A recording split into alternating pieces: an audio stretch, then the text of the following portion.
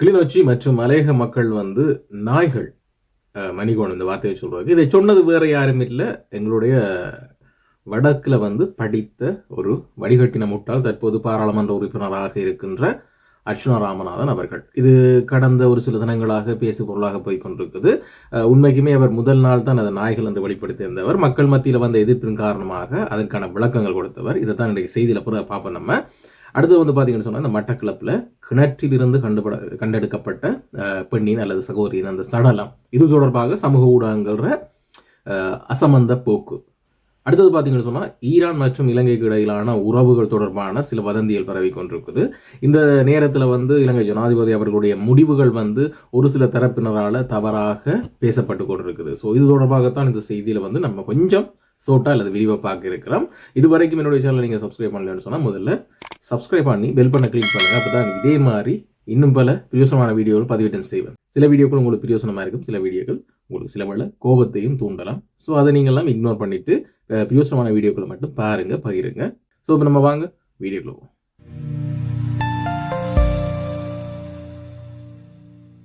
வடக்கு மாகாணத்தில் சக்கர நாட்காலி, அதாவது வீல் சேர் அணியினர் இருப்பாங்க தெரிந்தாங்க. அங்கவினர் முற்றவர்கள், விசேடதையுடையவர்கள் சொல்லி அங்கவினர் முற்றவர்கள், இவர்களுக்கான ஒரு கிரிக்கெட் அணி இருக்கும். இந்த கிரிக்கெட் அணிக்கு இடையிலான போட்டியில் இப்போ கிட்டடியில் இவர்கள் வந்து 2வது இடத்தை பெற்றுக் கொண்டிருந்தவர். முகமது அலி அவர்கள் இதை தலைமை தாங்கியிருந்தவர். இவர் வவுனியாவை சேர்ந்தவர். முகமது அலி என்றவர் வந்து இதுக்கு தலைமை தாங்கி இவர்களை வழிநடத்தி இந்த கிரிக்கெட்டை விளையாடினதால இவங்க வந்து 2வது இடம் ரன்னர் அப் பெற்றிருந்தவங்க. ஸோ அதில் வந்து பார்த்தீங்கன்னு சொன்னால், இதில் இணைச்சிருக்க வீடியோ கூட சகோதரன் ஸ்ரீதரன் அவர்களுடைய பெர்ஃபார்மன்ஸ். இந்த கேட்ச் வந்து நீங்கள் கிரிக்கெட் உலகில் மற்ற வீரர்கள் பாஞ்சு பிடிப்பாங்க அப்படி இப்படின்னு சொல்லுவீங்க. இந்த சக்கர நாட்காலி துடுப்பாட்ட போட்டியில் வந்து இப்படியான ஒரு சிறந்த பிடியெடுப்பு சகோதரர் ஸ்ரீதரன் அவர்கள் வந்து பிடிச்சிருக்கிறதா நீங்கள் இதில் பார்க்குறீங்க. உண்மைக்குமே வெல் டேலண்டட்னு தான் சொல்லலாம், நல்ல ஒரு திறமைசாலின்னு சொல்லலாம். அதே போல் இந்த சக்கர நாட்காலி வடக்கு மாகாண அணி மேலும் பல போட்டிகளில் முன்னேறி 1வது இடத்தை பெற்று சாம்பியனாக வர வேணும்னு சொல்லி முகமது அலி அவர்கள் தொடர்பு கொண்டு இந்த விஷயங்களை வந்து ஷேர் பண்ணியிருந்தவர். ஸோ நானும் உங்களோட ஷேர் பண்ணி கொடுக்குறேன். இது மட்டும் இல்லாமல் சமூக ஊடகங்களுக்கு சில கடமைப்பாடுகள் இருக்குது. நாங்கள் தமிழர்களுக்கு மத்தியில் இடம்பெறுகின்ற சில பிரச்சனைகளை வந்து சமூக ஊடகங்களின் ஊடாக தட்டி கேட்க வேண்டிய கடமைப்பாட்டில் நாங்கள் இருக்கிறோம். அதாவது எதை பற்றி பேசுகிறேன்னு சொன்னால், இப்போ கிட்டையில் பார்த்தீங்கன்னு சொன்னால், மட்டக்களப்பில் கிணற்றுக்குள்ளே வந்து ஒரு பெண் உயிரோடு இருந்து மீட்ட வேளையில் இன்னொரு மர்மம் வந்து அங்கே துளங்கி இருக்குது. ஆனால் இந்த மர்மம் தொடர்பாக உயிரிழந்த பெண் காணாமல் போய் போலீசாருக்கு முறைப்பாடு முன் வச்ச விஷயங்களை வந்து சமூக ஊடகங்கள் பரபரப்பாக பல இடங்களுக்கு கொண்டு போய் சேர்த்திருந்தால், சமூகம் அப்படித்தான், சமூகம் கண்டதையும் பேசுங்க. இப்போ போன உயிர் வராது. ஒரு சில பேர் நான் போட்ட முகநூல் பதிவுக்கு அவள் ஓடி போயிட்டா, இல்லாட்டி வேற கல்யாணம் கட்டிட்டா, இப்படி பிரச்சனைகள் வரும், தப்பா கதைக்கிறன்ற வந்து நாங்கள் எங்கட மைண்ட் செட்டில் வச்சுக்கணும். இன்றைக்கு அவட உயிரை கொடுத்துட்டோம்.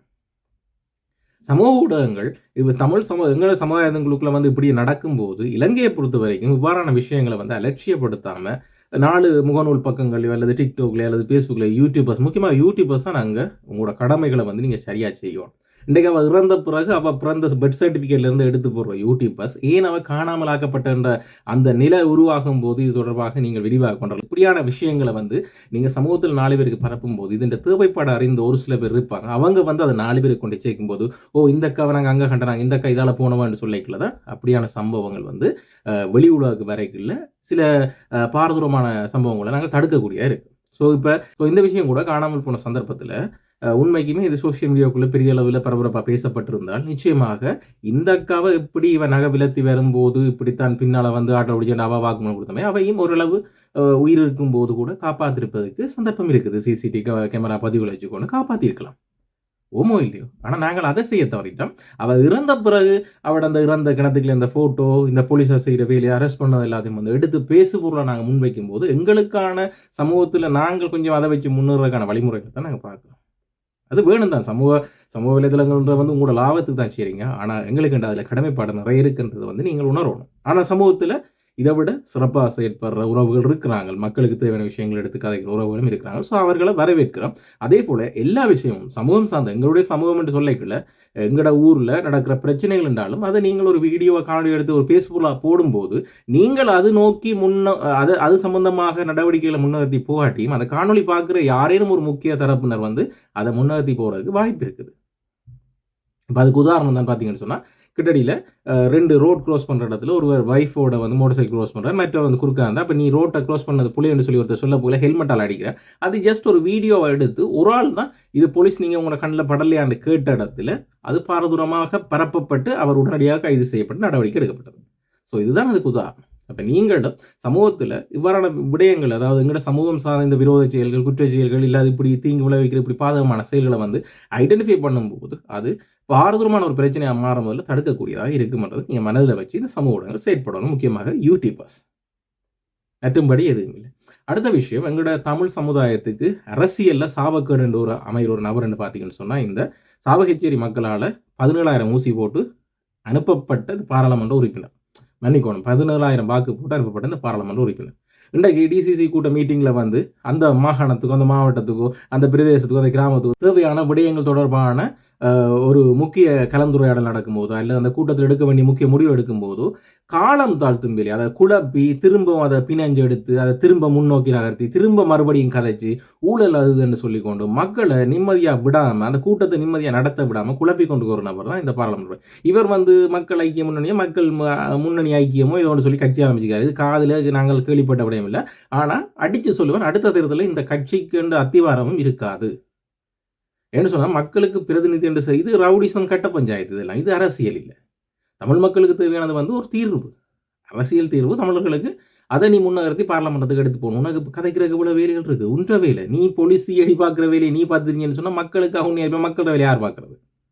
அதை விட வடக்கு மாநிலத்தில முக்கியமா இவர் செய்யற வேலை என்று பார்த்தீங்கன்னு சொன்னா, சிங்கள தரப்போட சேர்ந்து மக்கள் மத்தியில குழப்பத்தை உருவாக்குறான் இவர வேலை. மக்களை சரியான முறையில சிந்திச்சு, அவர்கள் அடுத்த நகர்வை மேற்கொள்ளைக்குள்ள இவர் டக்குன்னு என்ன செய்யணும்னு சொன்னா, அந்த சில டாபிக்கள போட்டு அத குழப்பி விடுறது. அத்தோட இவர பப்ளிசிட்டி பண்ற வேலை. ஒரு இது அரசியல் வரலாற்றிலேயே வந்து அரசியலை தவிர்த்து, மக்களோட பிரச்சனையை தவிர்த்து, யூடியூபும், ஃபேஸ்புக்கும் நடத்துற ஒரு அரசியல்வாதின்னு சொன்னா இவர் மட்டும். தமிழ் மக்கள் ஒரு பிரதிநிதி. இன்றைக்கு அந்த மக்களை பாராளுமன்றம் அனுப்பின மக்களே, இன்றைக்கு சாவகச்சேரி மக்கள் அனுப்பினு சொல்லுங்க. தமிழ் மக்கள் அனுப்பினது. இன்றைக்கு கிளிநொச்சியில் இருக்கிற தமிழ் மக்கள் எல்லாமே ஒன்று. ரத்தம், உறவுகள். நெமலை மக்கள்னு சொன்னா வேறாரு. அவங்க தான் எங்களை விட இந்த நாட்டுல பொருளாதார முக்கிய பங்கு.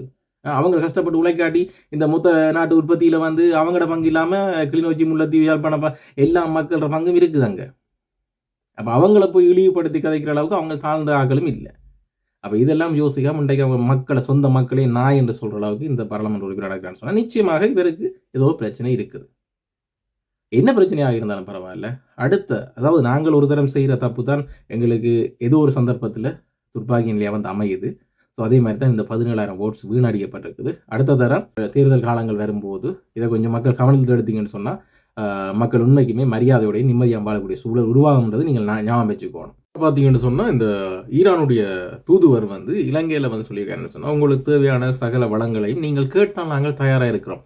என்னன்னு சொன்னா, ஈரானுக்கு ஒரு ஆபத்துன்ற கையோட நீங்க வந்து உதவி செய்தீங்க. ஸோ நிச்சயமாக அந்த அதுக்குரிய கடமைப்படை நாங்கள் செய்யத்தான் வேணும். ஸோ நீங்கள் கேட்டீங்கன்னு சொன்னா நாங்கள் தாரோம்னு சொல்லி. இப்ப இலங்கையில பார்த்தீங்கன்னு சொன்னா, ஒரு தரப்பினர் வந்து ஈரானுக்காக அமெரிக்காவுக்கு விமான தளங்களை கொடுக்காம விட்டதுக்கு அனுர்குமார திசாநாயக்கா வரவேற்பதாகவும், இதே அனுர்குமார திசாநாயக்கா விமான தளங்களை கொடுத்திருந்தா இன்றைக்கு அந்த தரப்பினர் வந்து இன்றைக்கு முழு இலங்கையில் இருக்கிற அரசியல்வாதிலேருந்து அனுர்குமார திசாநாயக்கர்லேருந்து எல்லாரையும் வந்து இன்றைக்கு ஈரான் ஏவுகணையில கட்டி அனுப்பியிருப்பாங்க. விளங்குதா?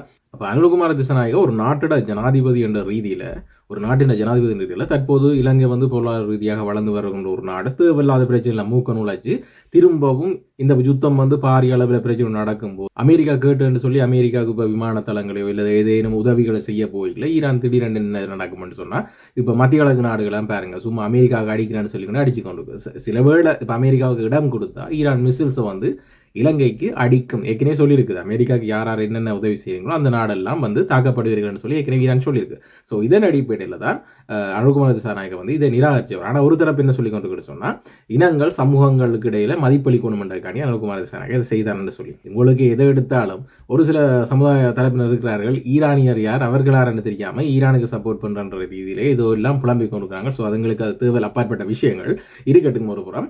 இப்போ ஜனாதிபதி அனுர்குமார திசாநாயக்கா இதை நிராகரித்த பிறகு இன்றைக்கு ஈரான் வந்து என்ன செய்யணும் சொன்னால், ஆதரவு கரம் நீட்டுது. எதை வச்சு கொண்டு நீங்கள் எங்களை கப்பலை வந்து உதவி செய்து நீங்கள் இப்படி ஒன்று இக்கட்டான சூழ்நிலை இருக்கும்போது நாங்கள் முன் வர முதலே நீங்கள் இதை எங்கள்கிட்ட கதைச்சு ஒரு மாதிரி செய்துட்டீங்க, இது ஒரு பெரிய உதவி, இதுக்காக உங்களோட பொருளாதாரத்தை பாதிக்கிற அளவுக்கு நாங்கள் நடந்து கொள்ளக்கூடாது, இந்த கடமைப்பாட்டோடு நாங்கள் இதை வந்து உங்களுக்கு செய்து தரோம், என்ன வேணுமென்று கேளுங்க, நாங்கள் உங்களுக்கு இந்த எரிபொருள் வசதி வாய்ப்பு எல்லாத்தையும் இப்படி வந்து செய்து தர்றதுக்கு நாங்கள் தயாராக இருக்கோம்னு சொல்லி யார் தூதுவர் வந்து சொல்லியிருக்கார். ஸோ இதுதான் இன்றைய நிலவரம். நான் இந்த செய்தியில் வந்து முக்கியமாக சொல்ல வந்த விடயங்கள் என்னென்னு சொன்னால், சமூக ஊடகங்களாக செயற்படுற நாங்கள் சில விஷயங்களை முன்கூட்டியே சமூகத்துக்குள்ள நாங்கள் பரப்பினோம்னு சொன்னால், நல்ல விஷயங்களை, தேவையில்லாத விஷயங்கள்னு சொன்னால் உடனடியாக ஒரு குடும்பத்துக்குள்ள ஒரு பிரச்சனை, அங்கே அவன் கொண்டுட்டான் இவன் அவன் இவனோட ஓடி போயிட்டான்னு சொன்னால் நீங்கள் உடனே அலசி ஆராய்ந்து அவனோட பர்த் சர்டிஃபிகேட்லேருந்து அவனோட டெத் சர்டிஃபிகேட் வரைக்கும் போவீங்க. அப்படி ஒர்க் பண்ணுற நீங்கள் ஏன் சமூகங்களுக்கு வேலையை செய்கிறீங்கன்றதான் இதில் முக்கியமான நோக்கம். அதே வேளை தமிழர்களாக நாங்கள் சோரம் போனவர்கள் கிடையாது, எங்களுக்கு என்ற ஒரு சொல்லி கௌரவம் ஒரு மரியாதை என்று இருக்கு நிறைய விஷயங்கள் இருக்குது. ஸோ அடுத்து வரும் தேர்தல்களில் அதை நாங்கள் உறுதிப்படுத்துறதுக்கு என்ன செய்யணுமோ அதை மட்டும்தான் நாங்கள் செய்யணும் என்று சொல்லி நான் கேட்டுக்கொள்கிறேன். ஸோ இதே மாதிரி பிரயோசனமான மற்றும் ஒரு வீடியோவில் மீண்டும் நம்ம சந்திப்போம்.